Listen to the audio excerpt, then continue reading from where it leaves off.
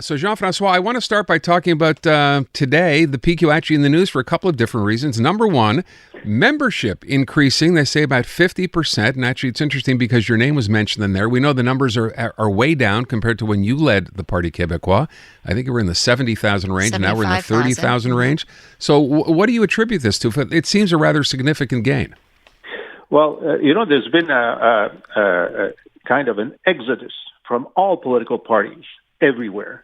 And the Parti Québécois used to be, at 100, 200,000. Someone was telling me yesterday that in some ridings in the northeast of Montreal, 10% of the population were members, 10% of the electorate were members of PQ. These days will never come back. And now we're at a lower level for everyone, but still the PQ exceeds others, and that's the right point of comparison. The CAQ, they used to say they have 20,000 members. Now they won't even reveal the number of members they have. The Liberal Party, last time they said they had 25 or 30,000, but they won't reveal how many there are now because one of the great challenges of memberships, paid memberships, because the Liberal Party of Canada, it's free, You don't even have to be a citizen of Canada to be member for free of the Liberal Party of Canada. But paid memberships, you have to have someone who calls them or writes to them every year to renew the membership, and that's a lot of work. So the Parti Québécois went down.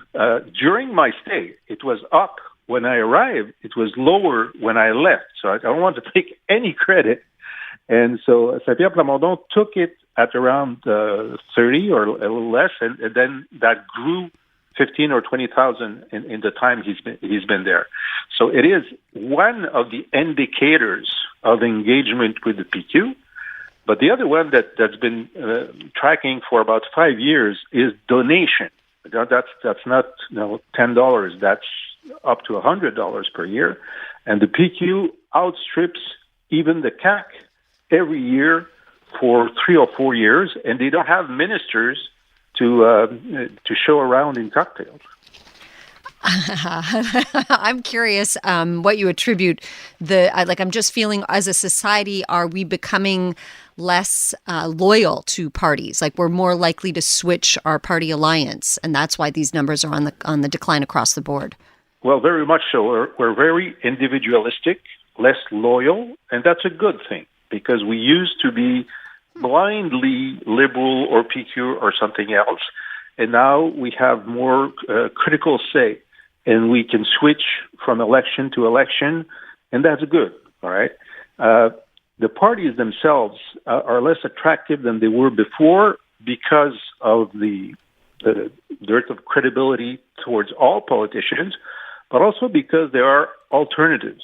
You can be in Oxfam or in Équiterre or any other causes, and you can engage elsewhere and put your time and money elsewhere.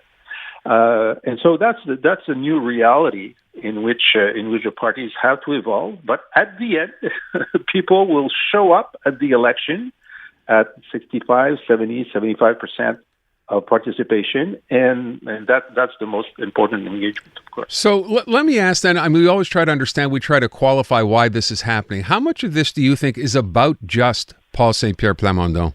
A lot. Well, there are two factors. Clarity. He brought in the party after the defeat in 2018, when Lisée was too clever by half, saying, we won't have a referendum in the first mandate, we'll do it in the second mandate, because that's the only way to bring people in. But people say, it lacks clarity, and we don't believe you, okay? You seem to be saying that because you don't want independence, which was false, but that was a perception. Now, they recentered in saying, no, it's going to be independence now at the election and after, and if you don't want independence, look elsewhere. And so clarity has brought back a number of sovereigntists towards the PQ. The clarity of the leader and the popularity of the leader is a major factor. But we have to say that the CAQ is also a major factor. Le désamour towards the CAQ brings a lot of former PQ voters who went to the CAQ to get rid of the Liberals, or because they thought independence was no longer on the horizon. They say, okay, I'm disaffected with the CAQ, so I'm coming back to the PQ. I'm going to ask you something that I've asked you before, which is this problematic for the PQ in that their momentum is happening right now, and we're so far out from an election? Well, you can ask the same of Pierre Poilievre. You just don't choose when you peak. You just don't choose. So it's no use trying to debate this within the party. And as commentators, of course, it's our game. But now I think what he has to do now. In French, I would say c'était le jeune premier. He was the new role, yeah. And now he has to become le jeune premier ministre en attente. He has to gain depth in the solutions he can bring. He's going to sell independence. That's important, but he also has to demonstrate that on lodging and on health and in education, he has enough things to say that he's trustworthy to run the government, and that's basically his task for the year. So a premier in waiting, he has to change the kind of approach that he's taken up until now. Exactly. Okay. Now, the other thing, because again, in terms of actual issues, the other one is, forget about the membership numbers going up, and that's fine for the PQ. Parti Québécois today revising something else, and that's its electoral commitment to reduce immigration thresholds. They want to go down to 35,000. So what do you think about that? Well, I saw that they decided to take the issue from the housing the housing end of the debate. So they're calling for proposals and discussions between now and their national council in April, I think, and they will come up with some new proposals, and this they want to appear as being ready and able to govern this issue better than the current government. That's what I understand. And of course, immigration is linked to that. And as Pierre Poilievre revealed yesterday, he said, "My plan is that we'll take in as many immigrants as we built new houses the year before," which looks like common sense, but which is a drastic reduction of the number of immigrants, permanent and temporary, that Canada lets in every year. So clearly, when Plamondon says he will revise the 35,000 number, it's not to go to 100,000. It's probably to find an equation that is linked to the capacity of integration for lodging and otherwise, I suppose. Yeah, except that's kind of a hard number to quantify, isn't it? It's all a bit of a crapshoot as to how many we should let, how that affects housing. I mean, that's not an easy thing to figure out.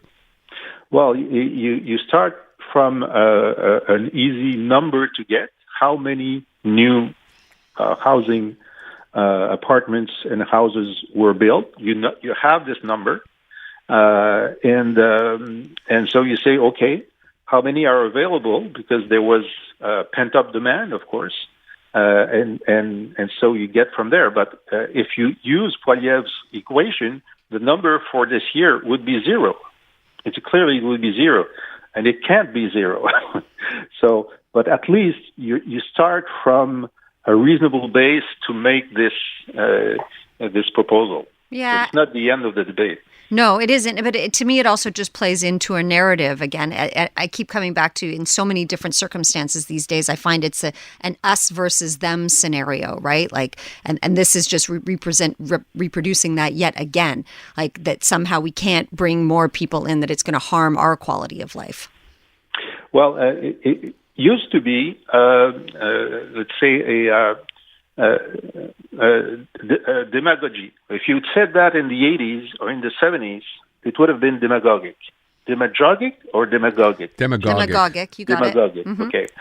When you say it this week, it's reality. And it's not because of immigrants. It's because of immigration policy. The National Bank yesterday said, the numbers are in.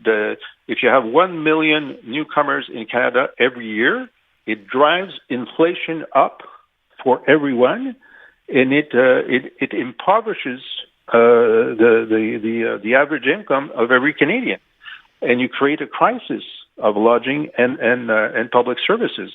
Now, no single immigrant decided that they needed to be 1 million.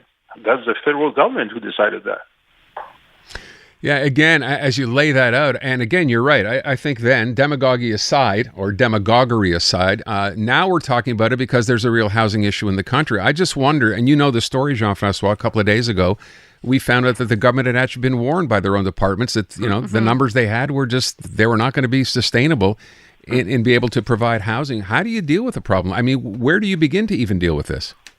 Well, you have to be a government that is more careful of facts and pragmatic policy making than a vision and pie-in-the-sky vision. And just the Prime Minister yesterday in Montreal again said, well, we can't lower the 500,000 per year that we plan, which is twice the number that was planned when he arrived. So he hiked it to 500,000 because we need these people because of the job shortage. Mm-hmm. Well, all the economists say, listen, you can have good reasons to have immigration, but job shortage is not one of them because every single immigrant creates the need for a new job to service him apart from the job that he holds. And so it's a zero-sum game. If immigration were the solution to job shortage, we had 2 million immigrants in 2 years. It should have been settled by now, but it's a spiral. And so he says that. And then the other side said, okay, now we'll keep the 500,000 per year. The other 500,000, which are students and temporary workers, we'll ask universities to lodge the students, and we'll ask enterprises to lodge the temporary workers. Well, it's a single housing market. Yeah. There are not three pies. It's all the same pie. Mm-hmm. Mm-hmm. Fair point. Jean-François, thank you. Merci. Appreciate it. We'll talk to you again next week. Merci. À bientôt.